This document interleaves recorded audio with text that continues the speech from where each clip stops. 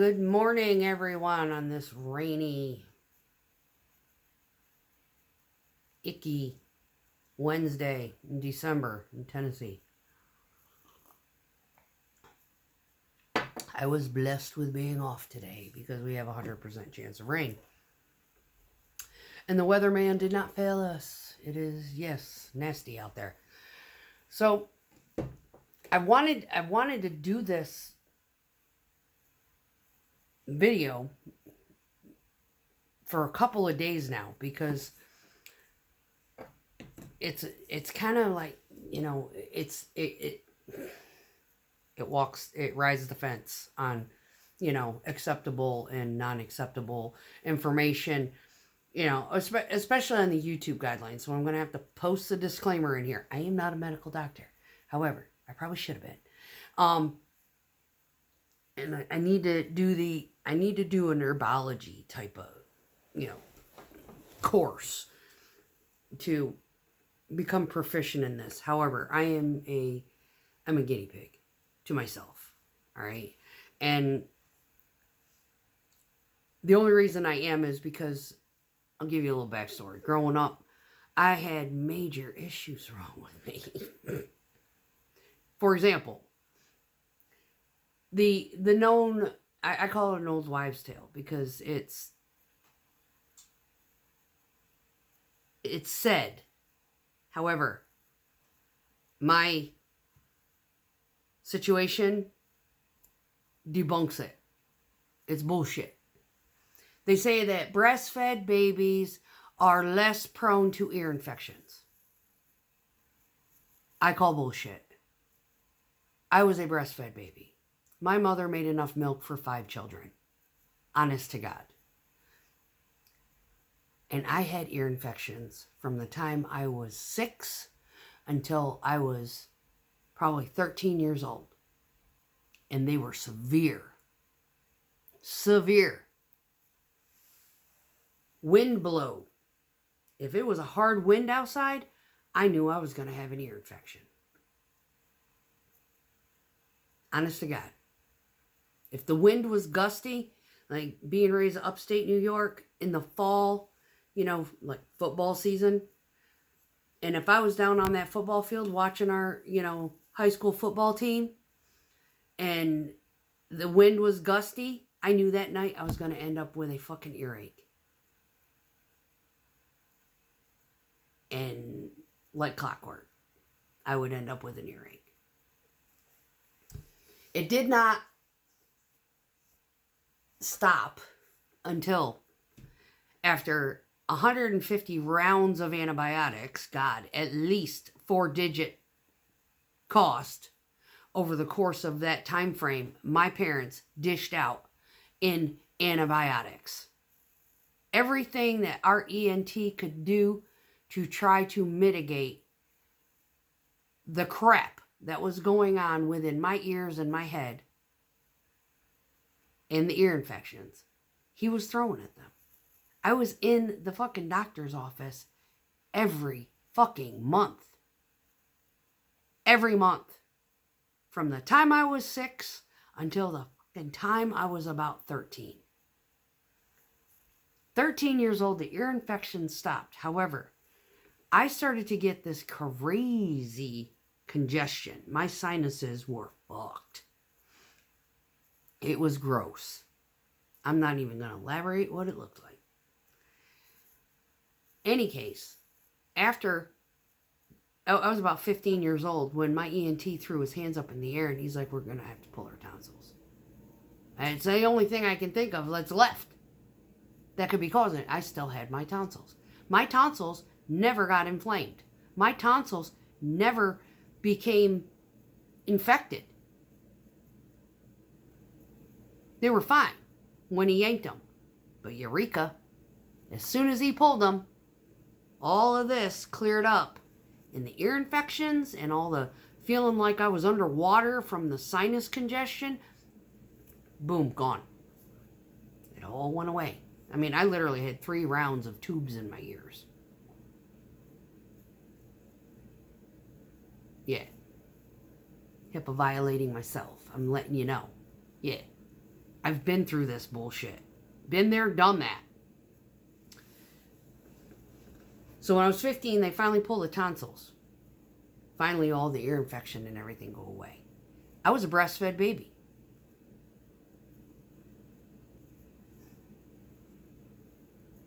So, that myth, and I'm going to call it a myth. They say breastfed babies don't get ear infections. The fuck they don't. They might not get them when they're babies. But that doesn't make them immune to it when they get a little older.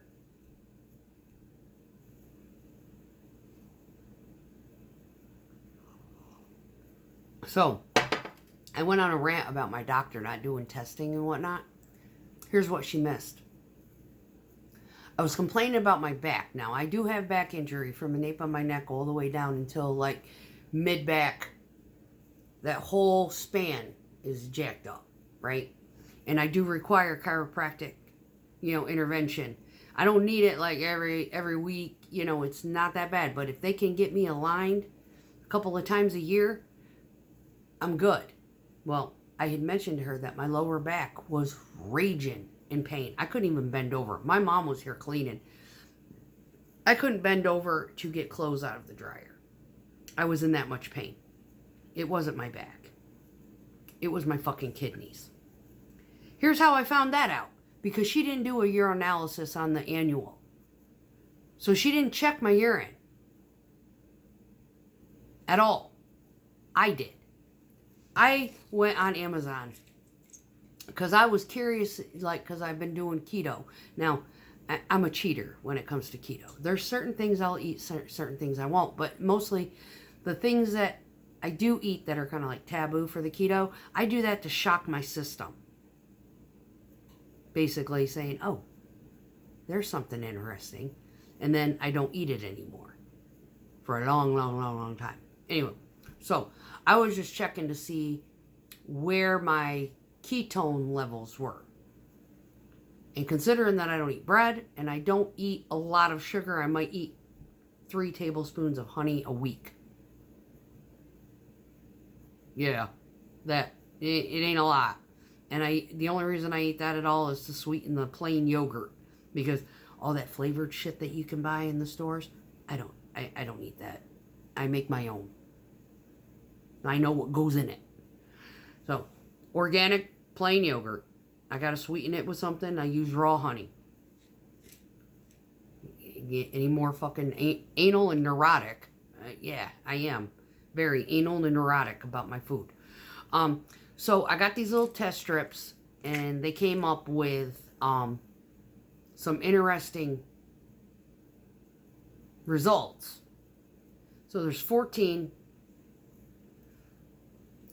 different markers on here, and the 2 that stood out to me that was like, whoa Nelly, was my bilirubin was super high, and my leukocytes were super high. My leukocytes were screaming high. Like, I think the chart on here goes from like this little pale cream color to like purple. I don't know if you can see it. It's that one. Yeah, that's where my leukocytes were the first day that I got these and I tested it. And my bilirubin was maxed out, that color. My ketones were a trace. Well, they were about 1.5 on that day. So, I was like, well, leukocytes, that's kind of, the protein wasn't there though, and neither was glucose. So that was good, right? My calcium was a little on the high side. So I'm wondering, I was like, I wonder if I was having a kidney stone. And that's why my back hurt so bad. Now, it was both sides were bad. Both sides. The pain, well, basically, it radiated more so on the right side. But it lasted, it was on and off for about 4 days. So after about the 3rd day, I was like, I've done all of the different physical therapy tricks that I know, all this different at-home care kind of stuff. And nothing is working. So, online, I got these, like less than 24 hours. And the tests basically came back is if she had tested me on that day that I saw her, she probably would have like said, whoa, we need to prescribe you this. And I would have gladly taken that antibiotic because I've taken it before. And I know that it is primarily, it makes your pee turn orange. So it is like direct. It goes right to where it needs to go. And of course, I take so many other supplements. I'm not really concerned about that particular antibiotic and what it's going to do with my gut flora and everything else. It's got one significant purpose and it works. So instead, because she neglected to look, I've been checking it every single day since I got these. And I immediately started doing some research and I found a product, it's called, took a couple of hours. It was not an easy search. I found D-mannose, hibiscus flower, and cranberry. Now, the cranberry I already knew about, and I had some.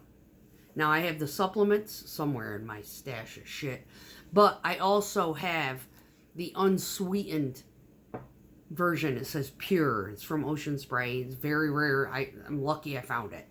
But what I do, I don't drink that shit straight because it's like, the tannins in it is like, you're guzzling gallons of water afterward to get the taste out of your mouth. But what I do is I use the cap and I do 2 capfuls into some water, filtered water, with apple cider vinegar and lemon juice.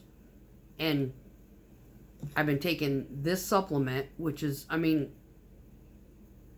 I looked at it and it's like, wow, it doesn't have a whole lot of cranberry in it. So it's a good thing that I probably take this diluted stuff with it. And I only take 2 capsules. I take 2 in the morning and 2 at night. Right? And for a total of 2,000 milligrams of the D-mannose, 200 milligrams of the hibiscus flower extract, and 50 milligrams of the cranberry extract. So this stuff, it's got a couple of weird things. It's got rice flour, silicone dioxide, and magnesium stearate. Now the silicone dioxide is listed last, and basically what that is to keep the little vegetable tablet, it's like dusted, to keep them sticking together. That's why they added it. It's not inside the pill, it's on the outside. It's just like, it's a dusting. So I'm not even concerned about that. But bladder, UT, and liver is basically what this does. And it was nice to find this little 3 combination because my bilirubin was so high. Well, after 4 days, doing my own little guinea pig concoction, my little test strips are coming up.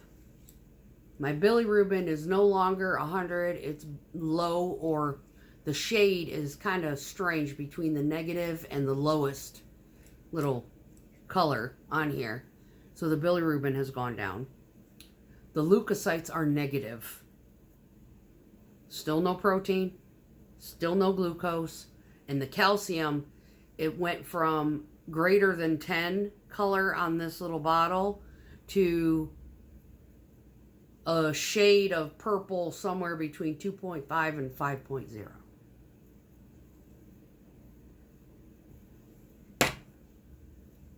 I'm a believer. I do believe that this stuff had a lot to do with that.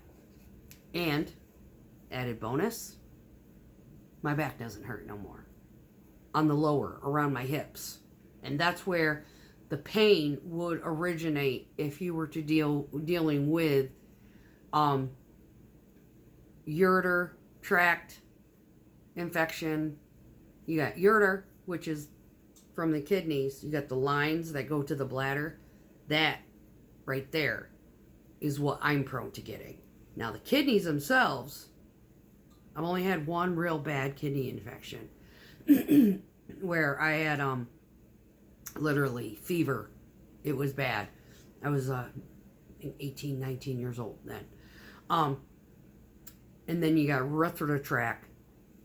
That's the little piece, the little one that goes from bladder to the toilet. That.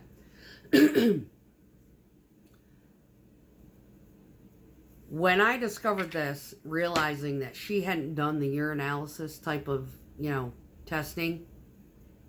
I get one of those usually, when I get a DOT physical. When she didn't do that for my annual, and me expressing that my lower back was hurting so bad, she totally dismissed it. That alone proves to me that she is inept. She did not give a shit one way or the other. She's in there collecting a paycheck, focusing on, I had requested I want my chiropractic intake again because they didn't have a facility and or people available to do it when I needed it done. So she managed to get that in, and I'm scheduled, thank God. And along with denying me the blood work that I requested after she had suggested, hormone replacement therapy or non-hormonal, which would be SSRIs. And she gives me these two unknown. I'm like, I'm not even going to look them up. That is atypical, stereotypical, oh, you need an SSRI because you're menopausal.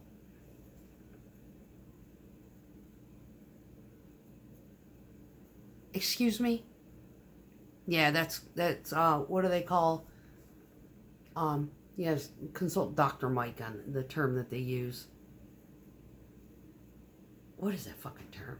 Oh, where you got an SSRI, it's usually for like anxiety, depression, neurodivergent, personality, disorder type of thing going on. And they use it for something else. Like trazodone is usually used for some sort of personality disorder kind of criteria. That's what it was designed for. But a lot of doctors will prescribe it for sleep because it knock your fucking ass out. Seroquel is an antipsychotic. A lot of that, a lot of people don't need an antipsychotic. They need a sleep remedy. Well, instead of doctors suggesting, hey, just do high dose melatonin. One, it's got a great antioxidant, thing, and there's a lot more to it, benefits. No, they'll prescribe some sort of fucked up head altering shit instead if you're suffering from insomnia.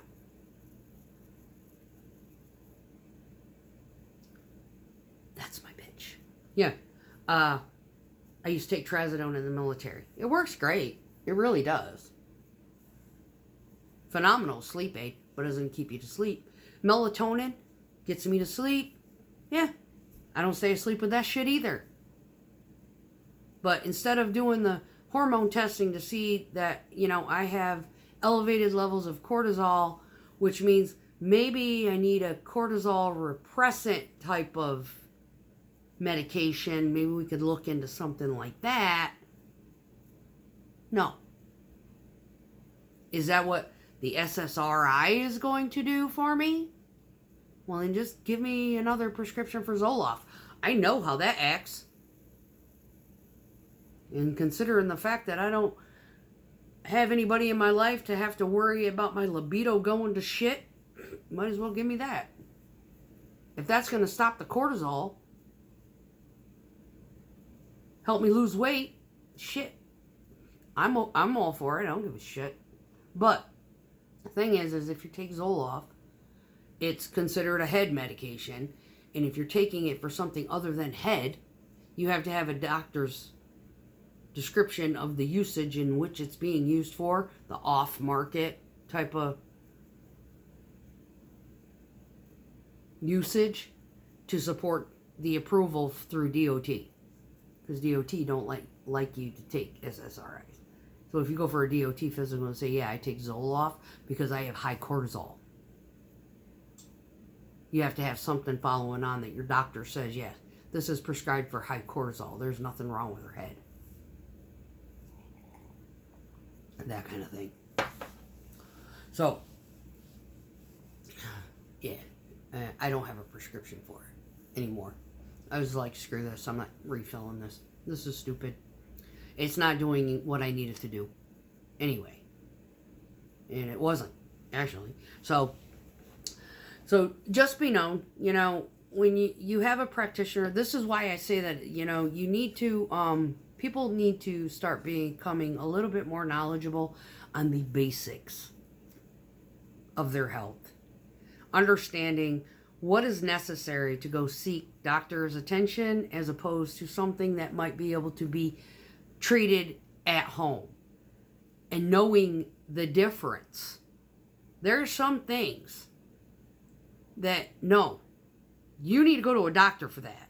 That there's no home remedy. Go fix that. But there's some things, if they're mild enough, and you're not running a fever, you do have the back pain. You're not having the pain when you go to the bathroom. You know, that kind of thing. You're like, yeah, I bet you I'm getting a little bit of a sick down there in those tubes.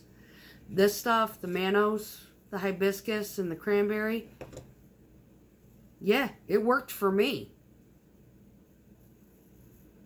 I'm impressed. It's the first time I've ever tried it. I mean, I couldn't get her to do blood work for me. What makes you think that I'm going to be able to call her and be like, I think I have a kidney infection? And trying to get in an appointment for that is near impossible. Because VA doctors are not like primary care family doctors. Small town environment where you can call them and be like, oh, hey doc. Yeah, and they know you personally. And you can be like, yeah, I think I got a kidney infection. Like what I grew up with. We had a family doctor. He knew this, our entire family. My mom could call him and be like, hey, yeah, she's complaining about this, this, and this. I think she's got this. Can you squeeze her in about 10 minutes today? And he'd be like, yeah, have her come on over. There was no debacle. There was no, you know, having to call fucking Congress to see if it was okay for the doctor to squeeze you in 5 minutes to pee in a cup. That kind of shit. Yeah, dealing with the VA is bullshit.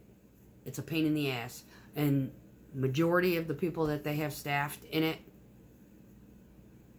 yeah, they're collecting a paycheck. They don't give a fuck either way about you. Very few.